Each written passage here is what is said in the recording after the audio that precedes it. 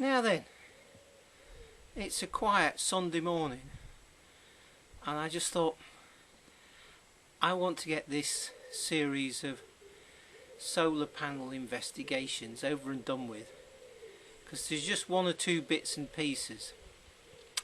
Noakes Walker was talking about bypass diodes, and I had checked them, but I want to do a few more checks on those.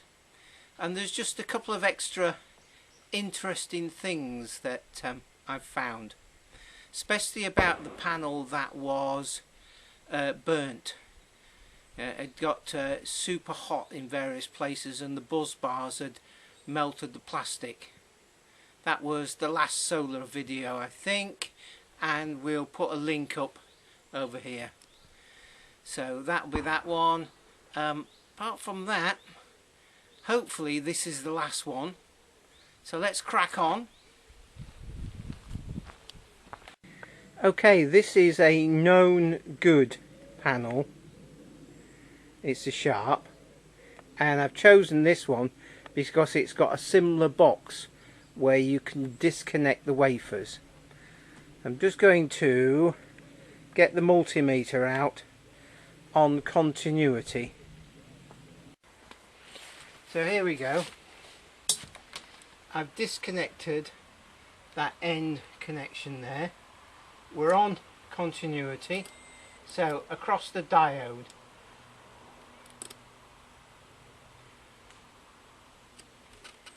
let's just make sure we get a really good contact. 141,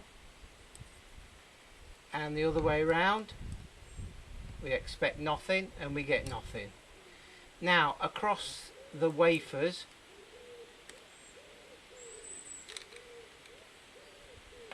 do it the other way around. We've got continuity there,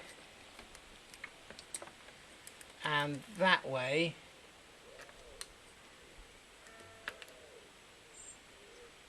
we've got nothing. So that way, continuity. Okay. So I've just removed that wafer connection, just to make sure. Nothing that way. The diode's the same, 141. Then across these, nothing that way. And that's the positive, and that's the positive. Ah! Now that is interesting. Oh no, there you go.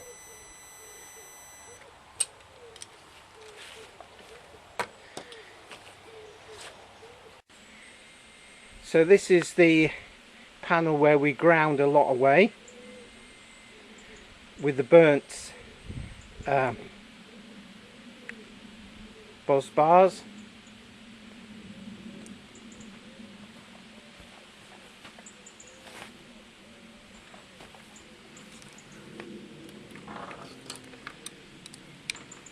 So, as you see, I've removed the wafer connections. Nothing, nothing, nothing. The other way round.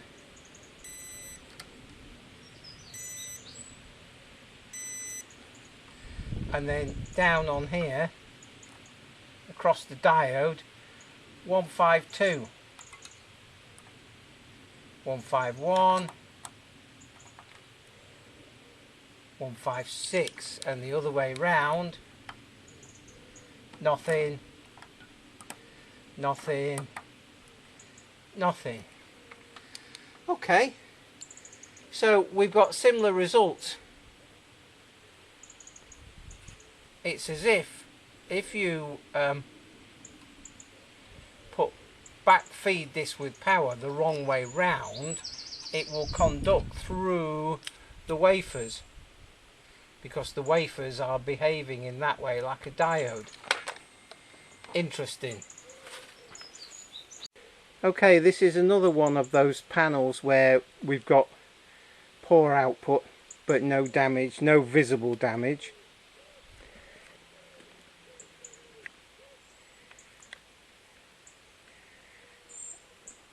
Okay, so I've undone the wafers either end.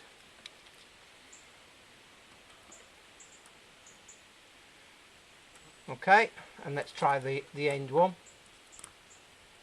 Yep, the other way around.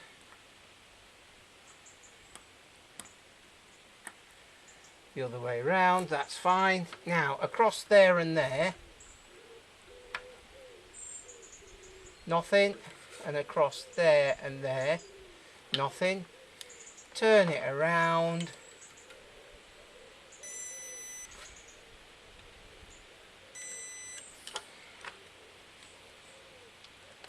There you go. The results are all the same, within reason. I'm going to leave that up to the comments. Yeah, some people might know a little bit more than me. I've never done this test before. Well, apart from when I started the whole series and I checked the diodes, but I've not checked across the wafers before like that with a continuity meter. Okay, so that's about it. We've got continuity of some form through the panel when you reverse it. If you notice that on the, I'll do it the back ways round so you can see, on this left side of the panel was the negative, and when we used the meter with the positive there, we were getting a reading, or we're getting continuity. And I've noticed in the past that I came across once where a panel had been attached to a battery the wrong way round, and what it had done is, instead of damaging the panel, it had blown the diode, but blown the diode as a short circuit. And in that case, obviously there hadn't been a huge amount of current flowing through, or else the diode would eventually have packed up.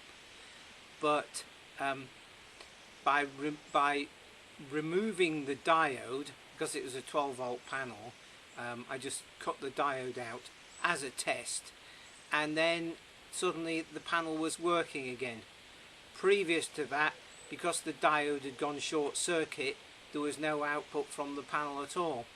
So you get a panel with absolutely no output whatsoever, then really look at the diodes and see if they've been damaged in some way. Or worst case scenario, I just chop the lead on the diode as it's not working. Well, if I cut this and it's still not working, there's no difference. Anyway, hopefully that's just a few extra bits of info. I shall catch up with you on the next video. Cheers for now.